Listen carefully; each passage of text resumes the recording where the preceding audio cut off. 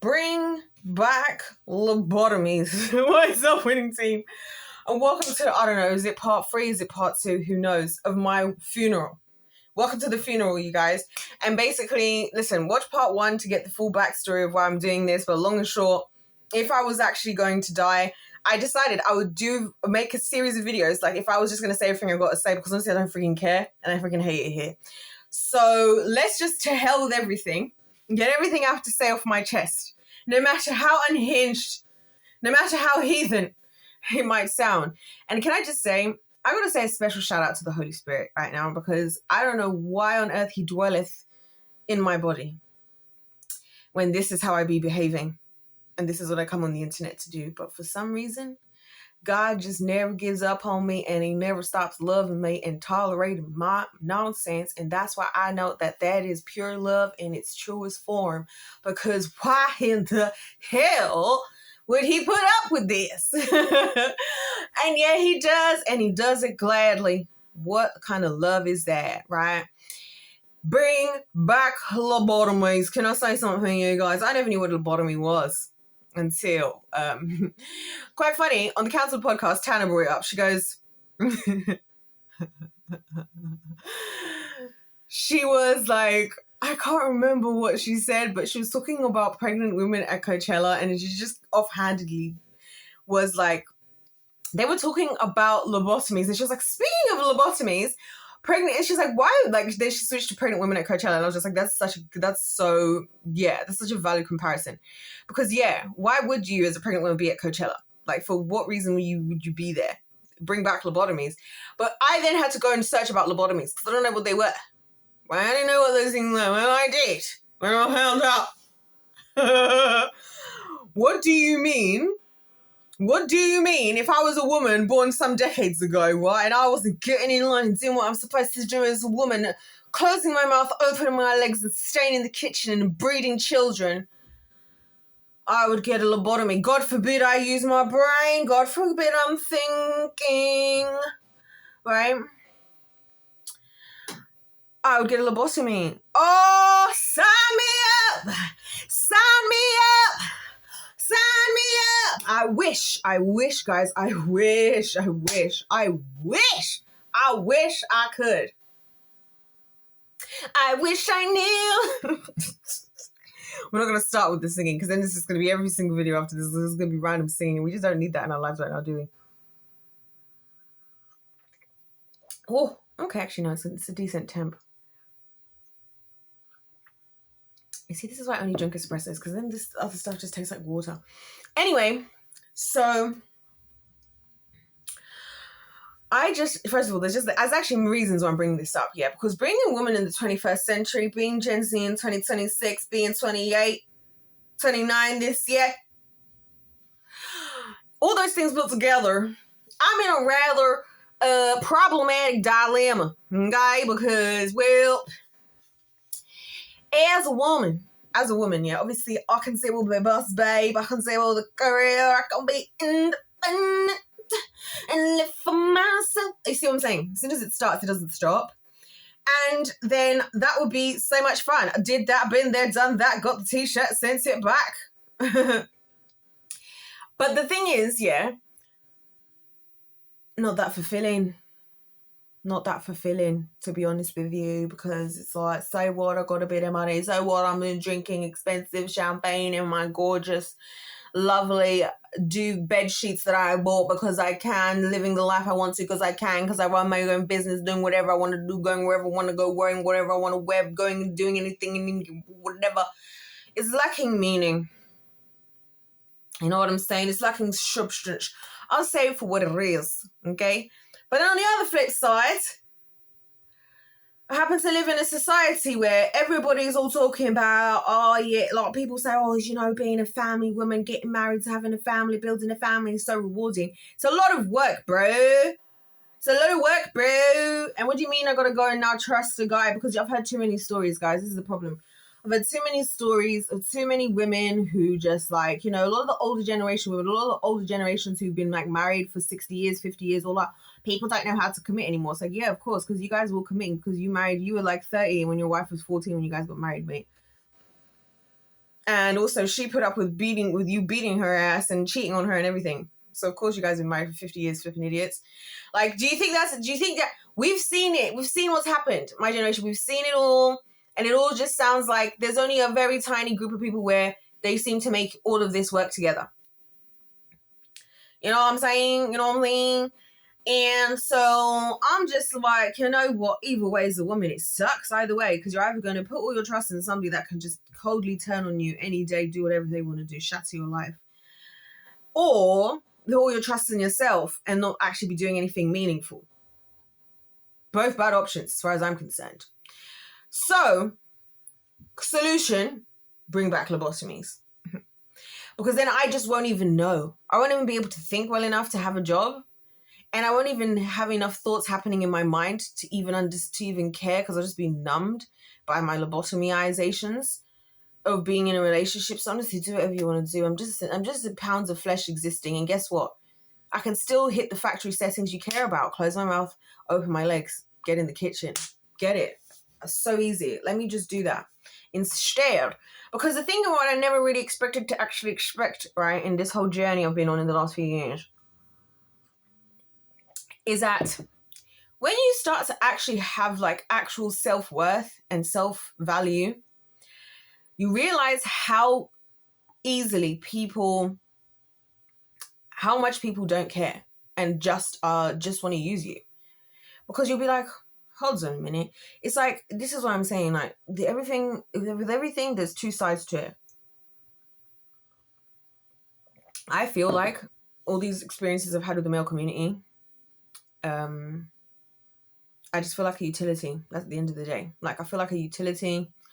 I don't know that it's possible that somebody could actually care about me as a person, like my actual, the DNA of my soul, not the capabilities, not my skills and this and that, not because, oh, I'm good with kids or I'm funny, but like, you know, me as a person, like the woman who God created. When it comes to the guys, doesn't end well. It's just something they want to acquire or experience, utilize, utility. And when it comes to the ladies, oh, problem, because the thing is that genuinely I've realized is actually different about me than a lot of women, is a lot of women are so desperate to be in love, so desperate to be loved, adored, worshipped. Like all they want is a man that will do everything and anything for them. This is what I realized, because guys are always like over-promising stuff, like another guy, not the guy from, not the Mr. I Love You from a couple days ago, different guy, yeah, oh my gosh. And I was all talking about, yeah, he wants to take me out. He's like, whatever you want, anytime you want, anything you want, I will take you wherever you want to go. I was just like, bro, enough. But I realized that this is probably their experience, where they're like, a lot of women, this is what they want to do. Like, their whole life revolves around the concept of, I just want to be loved and to feel special. That's why they got to say, well, oh my gosh, guys, I'm coming to the internet tonight. You know, guys, yeah, so we had an engagement party. It was perfect. Babe, make sure that if you're going to propose, make sure to let me know so I can get my nails done for the photo. What a lovely, nice, intimate moment when we're surprised, and you do this when you feel ready and you take me off. Like, I don't want to have that nice, beautiful, intimate moment. This is for Instagram. I gotta let the girlies know. So, guys, I know you see the engagement photos. Like, I'm going to tell you everything. So, I knew, obviously, because I told him I have to get my nails done. So, here's my nail tip. Like, this is just... I can't do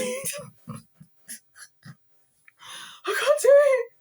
I can't tell you, the thought of me walking down an aisle, yeah, and everybody walking in like the Messiah has just arrived is so cringy. I honestly think that's so cringy. Like, cringe me later. Cringe me actually later. I think I would burst out laughing. I would have to do it in private. If I was actually genuinely going to decide to get married, I couldn't do it like that. I'd have to do a private, intimate moment between the two of us. Because I can't do this. It's just so cringy. And also, there's definitely haters in the room. Because there's always haters. The more numbers of people there are, the higher probability of haters being there. And of course, there's always going to be people who are going to be all happy, but they're just happy. They're you know, people love to hate and hate to love. Like, that's what I realize happens a lot. A lot of people, They hate to love you, so they love to hate you.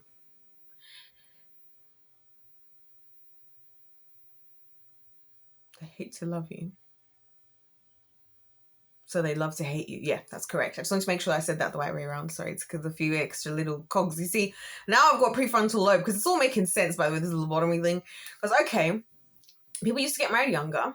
Yeah, you snuggle up a woman while she's young and she doesn't know anything. Her prefrontal lobe hasn't finally formed. You grown-ass man who's probably going to put yourself in however many women you wanted to. You dirty, dirty person, yeah? And then you want to go and scoop up a lovely little fresh little virgin girl, right, to have for yourself, right? You selfish. And then and then by the time you've been in it for the next 10 years, you're already 10 years married now. She's used to having you around. She doesn't have any skills. She can't live for herself. Because that's the other reality ain't nobody talking about. All these women talking about, oh, we used to commit. Of course you did. What are you going to do? You haven't even got a skill to your name because you never worked a day in your damn life. So of course you're putting up with everything that man is putting you through because you ain't got a choice, because you ain't got a job, you ain't even got skills, you ain't even got nothing. Yeah, the only skills you got are yes and sir. So that no wonder, like, it makes sense. Because you guys, when I was 16, I was like, I just want to be married and have 9 children. Now that I'm this age, yeah, it's cool. Now the prefrontal lobe thing happened, yeah, it's so improbable that that's going to happen now, because I just know too much now. And that's the scary thing. Because, of course, no wonder, as a woman, you start thinking for your prefrontal lobe is formed. We're just to stick a needle in your freaking eye, and we're just going, God forbid, you can think for yourself. And you know what? Honestly, sign me up, because this thinking thing, it ain't worth it. It ain't worth it at all. What was the friggin' point of the friggin' infrac? I'm just not even speaking English. But seriously, on a serious note, everything I'm saying, I'm being dead serious, by the way, guys. I'm being so serious. And I know that people are going to think I'm not being serious or that I'm not okay. Because when you say something that just sounds so extreme to people, they assume either you're joking or that something's wrong with you, because in their head, in their tiny little pea brain, they can't conceptualize the idea that somebody could actually say that and mean it. So we'll just flick all you pea brains away. We don't need you here. We don't want you here. You're the ones who are dragging the rest of us down, actually. You're the ones who are letting down the group project. You're the reason some of us have to do 150% while your 100% is like equivalent to 1% of the group project. We don't need you here. We don't want you here. Goodbye. So long. You guys behaving as though you've already had the lobotomy. Blind followers. So you guys are the ones who make us realize, ignorance is bliss after all, isn't it? Yeah. So it's just, you just can't really win, can you? Because even with the ladies, you do stuff for yourself. The more you succeed in any way as a woman amongst other women is a problem. The best way to secure strong relationships with other women, try to be as average as possible. Like, try to be as average as possible. Hate yourself. Have no self-esteem. Have no self-confidence. Be insecure about everything. Because, like, I'll give you guys an example of what I'm talking about. I have many bodily insecurities. I have a lot of insecurities, right? You wouldn't believe it. A lot of people don't believe it. I'm just like, they just don't run my life. But anyway, if I speak confidently about anything to do with my appearance, or if I even know, let's not even talk about that. If I say, for example, that, I made the decision that I don't want to get any plastic surgery, like any type, no lip filler, no cheek this, no this, that, no nothing. Immediately it's seen as violence amongst other women. If they've done it, excuse me. They're either like, of course you're not going to do it because you don't need it. First of all, a lot of people would have thought you didn't need it, but you still did it. Just because you might not think I need it, I might still be insecure. I don't know how you don't get that. Just because you're literally living through it. Right? Or they see it as a judgment, like I think I'm better than them because I haven't done it. It's like, that's just the choice I made. Because that's the choice I made. Like, it's not against you. It's just what I'm choosing to do. It's as simple as that. Very simple. And then when I say things like what I'm about to say, this is when it gets problematic. Because the real reason I don't really want to get plastic surgery is, well, there's a few of them. Obviously, the classic, if I ever did have children, I wouldn't want to, like, I would want whatever I look like, I want to be able to be like, well, I've embraced how I am. Because for the only simple fact, I don't want my child to put their life at risk for the sake of their appearance. Okay? And if I'm the reason, I can't be the reason my child puts their life on the line for something like that. But they can do whatever they want, free will, whatever. But I'm just saying, I can't be the reason. I can't be because they looked at me and they were like, oh, but mommy, you like this and you like that. And I'm like, but babe, I don't have surgery. And then they're like, okay, I'm going to get surgery as well. Like, I don't want to do that. The other thing is this. And again, maybe I'm thinking so much, you know what I mean? Just open your legs, close your mouth, get in the kitchen. And the other thing is, did I say open my legs, close your mouth, get in the kitchen? That's what I meant to say. We've got to make sure, we've got to know which one's supposed to stay closed and which is supposed to be open. You see, the thing is, ladies, you know what would happen? You know what would actually change the world to all the women of the world? If we did the opposite. If we close our legs and open our mouths. But anyway, because that's what they were doing to the lobotomies in the first place. And it's funny because do you know why they stopped lobotomies? Because they started using tranquilizers. Fast forward 2026. Oh, all this mental health medication, which happens to operate very similar to tranquilizers. So that's how that story arc went. We went from lobotomy to Adderall.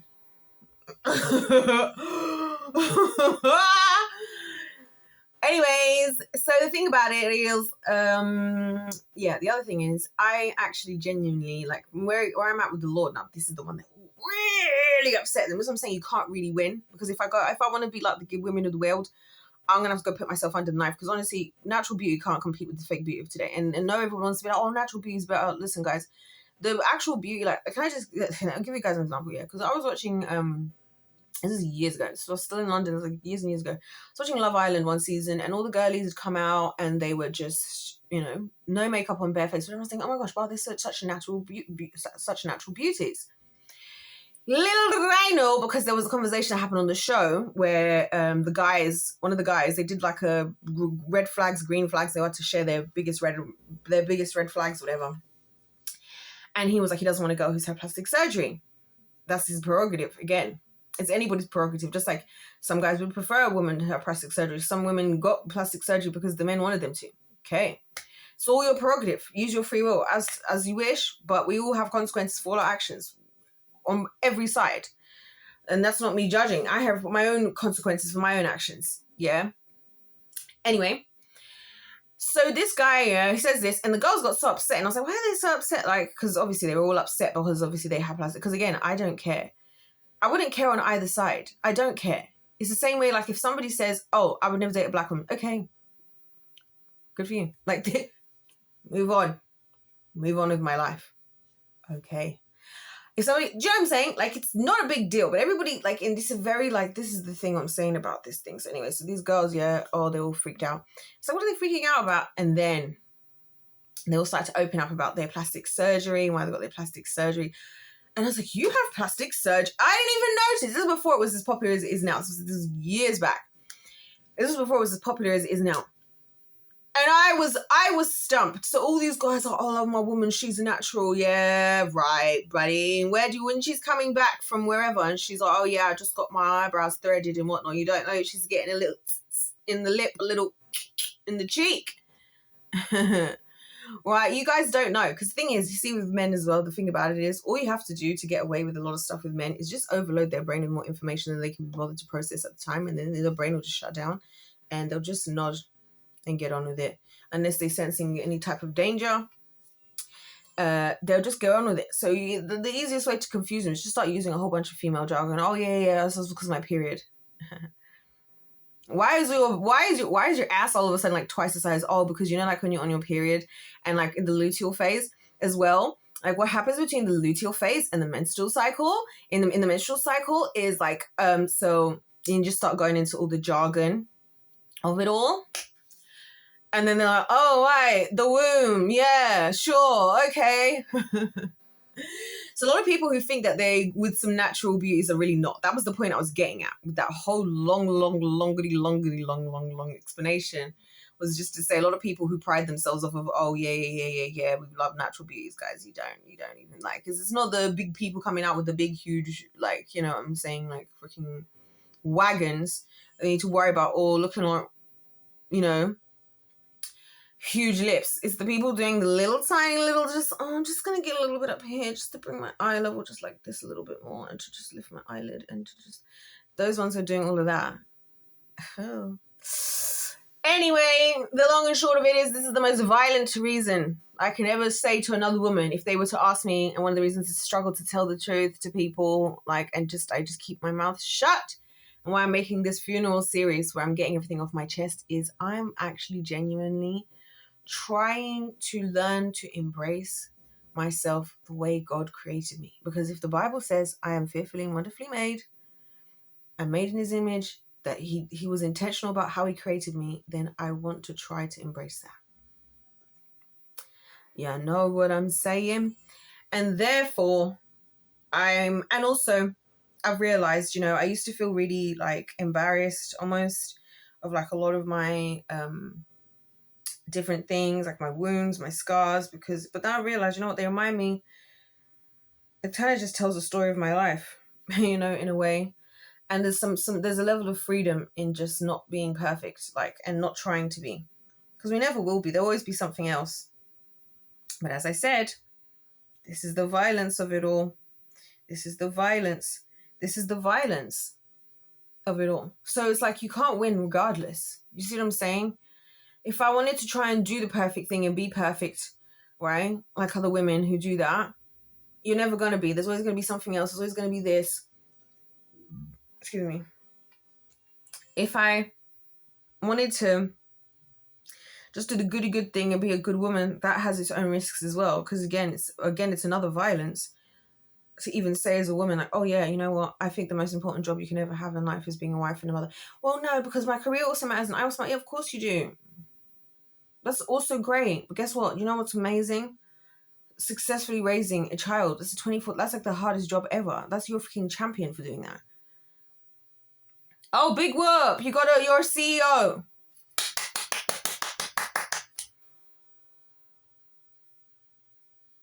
You know what I'm saying? Like, another violence. But ever since I had kids, I don't matter, and just get me the lobotomy, guys. Let me just bring back the lobotomies. Let me just go and find somebody. Listen, just get me the lobotomy. I'll close my mouth, I'll open my legs, and I'll get in the kitchen.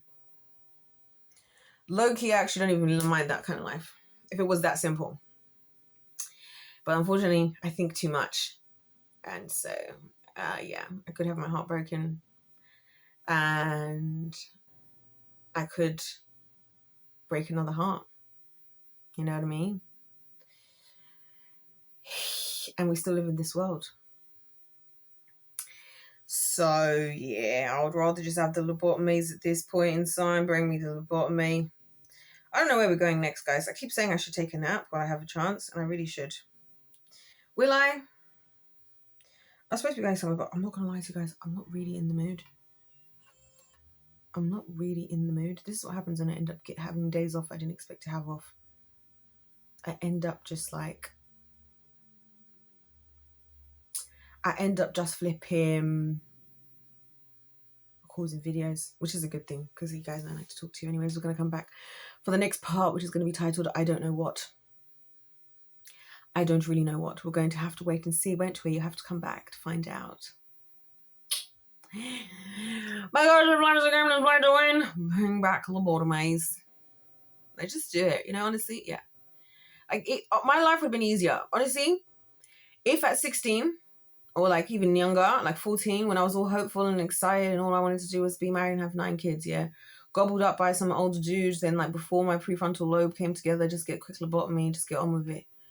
I've been thinking I'm living the best times of my life, honestly. Everybody wins in that. In that equation, everybody wins. In this equation of the world we're now living in, it's like everybody's losing.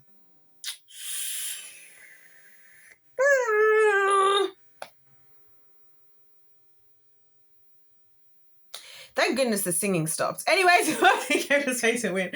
God bless you all. God loves you. I love you. And I'll see you in the next one. Goodbye.